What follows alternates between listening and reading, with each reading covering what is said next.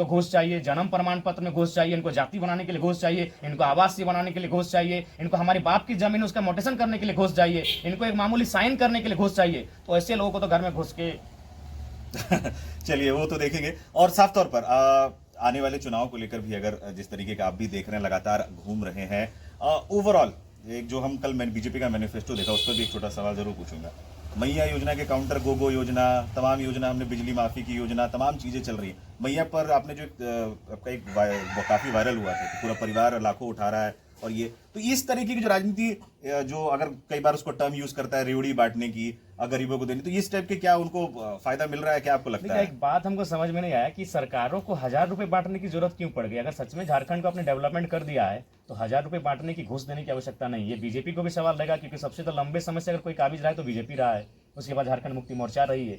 तो आप अगर 1000 रुपए घूस के तौर पर चुनावी प्रलोभन दे रहे हैं तो इसका मतलब स्पष्ट है कि कुछ चंद लोगों ने झारखंड की संपदा को अपने घर में जाके जमा कर लिया है। और मैंने अपने भाषणों में एक इस विषय का भी जिक्र किया है कि सत्ता और संपत्ति को केंद्रीकृत मत कीजिए, उसे विकेंद्रीकृत कीजिए, नहीं तो आने वाले दिन अंग्रेजों से भी बुरा हाल झारखंडियों का होगा। आज सत्ता केंद्रीकृत हो चुकी है, एक ही परिवार की मुट्ठी में सत्ता केंद्रित हो गई है, एक ही परिवार, कुछ ही परिवार की मुट्ठी में यहाँ की संपत्ति और संपदा केंद्रित हो गई है। तो उस चीज़ से हम बाहर लाना चाहते हैं। हम चाहते हैं कि उसे एक आम व्यक्ति तक लेकर जाएं। साफ तौर पर एक आखिरी सवाल, उसके बाद रैप अप करेंगे। जो निकलकर जो जिस तरीके से अभी जो हाल में आपने देखा है, ओवरऑल राजनीति पर भी, देश की राजनीति पर भी एक सवाल जरूर पूछूंगा। किस तरीके से आने वाली परिस्थितियों में देख रहे हैं? और झारखंड में एक तो सवाल जैसे कि क्या अभी 1932 अभी भी है, नियोजन नीति को लेकर भाषा खतियान का वो आंदोलन अभी भी आपके दिमाग में है, या फिर वो अभी बैकडोर में है? बैकडोर में नहीं है। आज झारखंड रहे चाहे कोई प्रदेश रहे, देखिए सबसे पहली बात, हम सभी भारतीय हैं, आप भी भारतीय हैं, आपके कैमरामैन वाले भैया भी भारतीय हैं, आपके रिपोर्टर, सब कोई, हम लोग इंडियन हैं, सभी इंडियंस हैं, लेकिन सभी झारखंडी नहीं है। जो दिल्ली वाले हैं वो दिल्ली वाले हैं, जो बम्बई वाले वो बम्बई वाले हैं। हम झारखंडी नहीं हो सकते हैं, सभी इंडियंस हैं। तो वही तो हमारी मांग है कि झारखंडी कौन है, उसकी परिभाषा क्या है, उसका कॉलम क्या है, कौन है झारखंडी, हम कैसे परिभाषित करेंगे। जब तक आप परिभाषित नहीं करेंगे झारखंडी कौन है, यहाँ के हक हुकूक पे किसका अधिकार होगा। ऐसे में तो कोई भी बंदर बाट कर लेगा यहाँ के हक हुकूक पे, जैसे राजस्थान के लोगों ने कर लिया, 150 बंदे लेके चले गए हमारी नौकरियों को। तो इसीलिए हमारा पहला डिमांड यही है कि झारखंडी कौन है ये परिभाषित हो, और वो हमारी सदियों से मांग रही है। 1932 के खतियान के आधार पर, कहीं 1964 के खतियान के आधार पर, इन कॉलमों के आधार पर एक परिभाषा हो कि ये लोग झारखंडी हैं, इनको यहाँ का जो बेसिक अधिकार है, मूल अधिकार है, इनको दिया जाएगा। और बाकी जो लोग रहते हैं, व्यवसाय करते हैं, ये एक मतलब ओवरऑल लोगों को भी समझने की मैं चाहूंगा कि आप जरूर समझाने की कोशिश करें एक भाषा में, एक आम भाषा में, जो आप कह रहे हैं कि दिल्ली क्या। मैं रात को देखिएगा, जो 80-90 साल के बूढ़े हैं, उनके हाथ में मोबाइल होगा, डिजिटल मोबाइल, और वो मेरा भाषण सुन रहे हैं। ये क्रांति तो हम लेके आए हैं। इसका मतलब आज तक नेताओं ने मुद्दों पे बात नहीं किया, और मैंने 2 घंटा, मैंने 2 सालों में जो बातों को रखा वो एक जेन्युइन मुद्दों के साथ रखा है। तो लिहाजा चाहे आईसू रहे, जेएमएम रहे, बेशक क्षेत्रीय दल हैं, लेकिन उनका संबंध केंद्रीय दलों से है, और केंद्रीय दलों से उनका संबंध होने के कारण वे कभी भी झारखंडी जो मुद्दे हैं उन पर बोल्ड होकर, जैसे दक्षिण भारत के नेता बोल्ड होकर बात करते हैं, नीतीश कुमार जैसे भी अपने बिहार के मुद्दों पर एकदम बोल्ड रहते हैं, उड़ीसा के मुद्दों पे उड़ीसा के नेता बोल्ड रहते हैं, लेकिन झारखंड के मुद्दों पे झारखंड के नेता बोल्ड नहीं रह पाते हैं, क्योंकि ये कुछ सीटों में समझौता कर लेते हैं, अपने मुख्यमंत्री पद के लिए समझौता कर लेते हैं, अपने परिवार को 2-4 सीटों देने के लिए समझौता कर लेते हैं, और उसका दुष्परिणाम पूरा झारखंड झेल रहा है, और आज भी हम लोग झेल रहे हैं। तो इसलिए झारखंड की मिट्टी को एक बोल्ड लीडर की आवश्यकता, एक ही नहीं, हजारों सैकड़ों बोल्ड युवाओं की, बोल्ड ऐसे लीडर्स की आवश्यकता है जो झारखंड के मुद्दों के साथ किसी प्रकार का कोई समझौता ना करे। अगर चुनाव 19-20 रहता है, आप कुछ सीट है, तो अगर गठबंधन के आपके पास भी अगर कुछ ऐसा मामला आता है तो क्या कुछ हम उम्मीद कर सकते हैं? देखिए सबसे पहली बात है, गठबंधन का एक धर्म होता है। अगला जिसके साथ आप गठबंधन करने जा रहे हैं, और आप जो गठबंधन के किनारे पर बैठे हैं, आपकी आइडियोलॉजी क्या है, आप किन मुद्दों के साथ यहाँ तक वही मैं जानने की कोशिश कर रहा हूँ। कौन सी ऐसी पार्टी है जो आपकी आइडियोलॉजी के पास नजर आती है?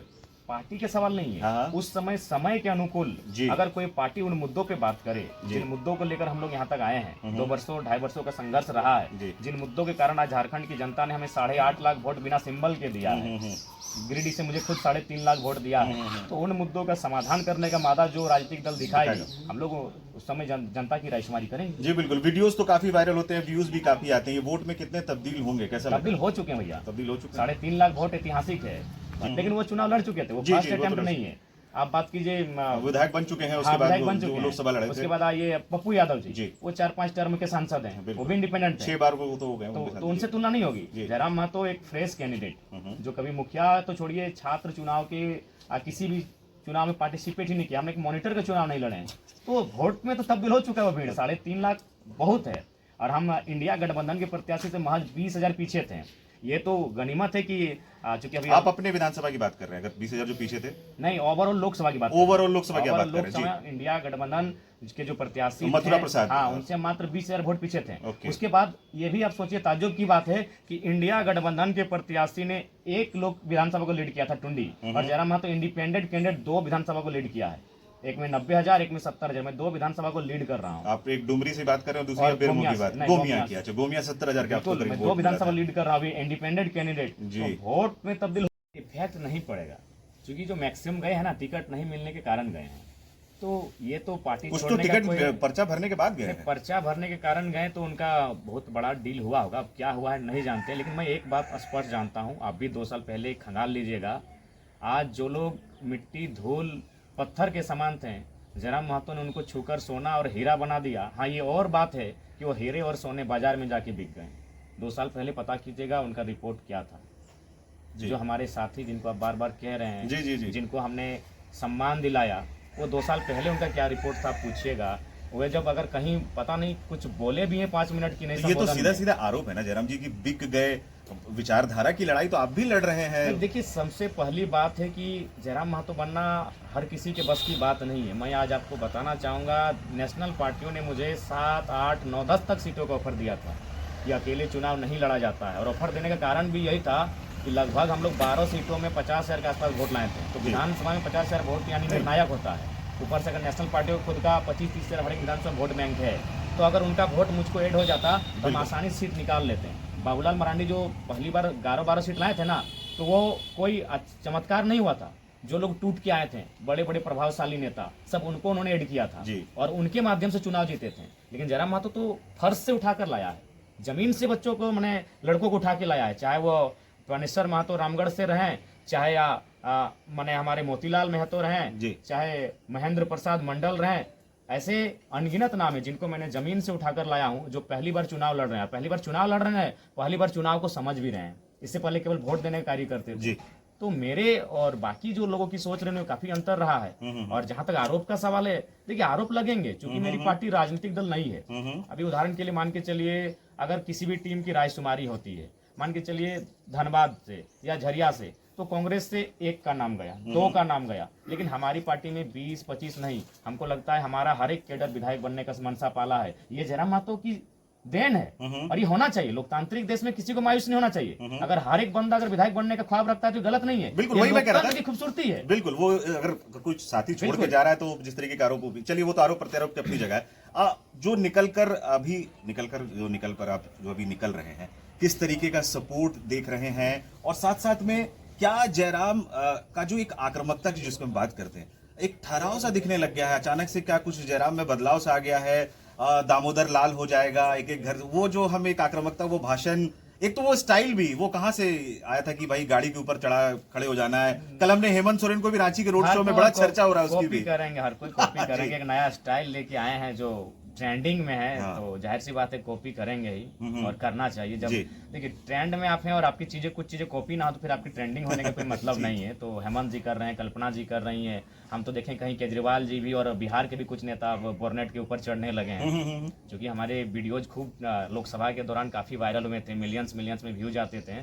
तो जाहिर सी बात है उनके नज़र में आया है, तो उसके लिए कोई दिक्कत नहीं। लेकिन मुझे जहाँ तक ये सवाल है, लोगों का जो समर्थन है, आप देख सकते हैं 2 बजे रात को भी अगर हम जाते हैं ना, तो लोग गांव के बाहर आग जला के और बैठे हैं हमारे इंतजार में। तो ये चीज़ें अचानक इसलिए हुई क्योंकि 24 वर्षों का झारखंड, पहले आप झारखंड को समझना होगा, झारखंड के तमाम जो लोग हैं उनके तौर तरीकों को समझना होगा। क्या झारखंड राज्य लिया क्यों गया था? सिंपल सा बात है, झारखंड राज्य एक शोषण के खिलाफ लिया गया था। उतना लंबा स्टोरी की आवश्यकता नहीं है। झारखंड राज्य एक लंबे शोषण के बाद, एक लंबे संघर्ष के कारण लिया गया था। लेकिन झारखंड बनने के बाद भी आज वो शोषण जारी है। वो शोषण कहाँ जारी है? प्रखंड कार्यालय में जारी है, वो शोषण जिला कार्यालय में जारी है, वो शोषण BCCL CCL के दफ्तरों में जारी है, वो शोषण टाटा में जारी है, वो शोषण हिंडाल्को, एचईसी और हर्ल में जारी है, वो शोषण तमाम उद्योग घरानों के माध्यम से झारखंडियों पे आज भी जारी है। आज भी झारखंड के मूलवासी आदिवासी इन्हीं जंगलों में जाती, चारों तरफ देखिए पहाड़ है, जहाँ पर इंटरव्यू ले रहे हैं चारों तरफ पहाड़ है, इन पहाड़ों में जाके पत्ता लेके आते हैं,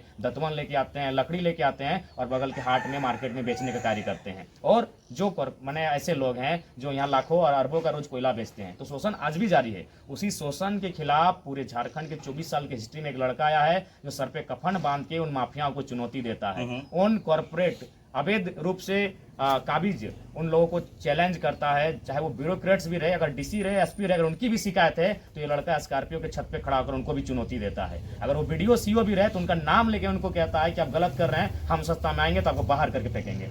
तो ये चीजें वास्तव में इसलिए घटित हुई क्योंकि 24 वर्षों के झारखंड में जिस उद्देश्य के साथ झारखंड राज्य को बनाया गया था कि जब झारखंड अलग होगा झारखंड वासी को मान सम्मान मिलेगा, नियोजन हक अधिकार मिलेगा, लेकिन वो चीजें कोसों दूर रही। अभी हाल फिलहाल देखिए सीएचओ की बहाली आई, 150 बंदे राजस्थान से आए, गर्दन मुड़ियां हमारी काटी गई हैं। ये जिस रोड को आप देख रहे हैं ये रोड लहूलुहान हुआ करता था। यहाँ हमारे पूर्वज धरने पर बैठते थे, 10 दिन 12 दिन तक आर्थिक नाकाबंदी होती थी कि जब तक झारखंड अलग नहीं होगा हम रोड जाम नहीं छोड़ेंगे, क्योंकि ये रोड एक तरफ कलकत्ता एक तरफ दिल्ली जाती है, यानी मैसेज हमको पूरा देश को देना था। इसी रोड में हमारे बाप दादाओं को मार के सर कपार लहूलुहान कर दिया जाता था, बदन का मांस खींच लिया जाता था मार मार के पुलिस की लाठियों से। और 150 लड़के अगर राजस्थान से अगर यहाँ नौकरियां करेंगे तो किस बेटे को तकलीफ नहीं होगी। आज भी हम लोग शोषण को देख रहे हैं, आज भी हम अन्याय को देख रहे हैं।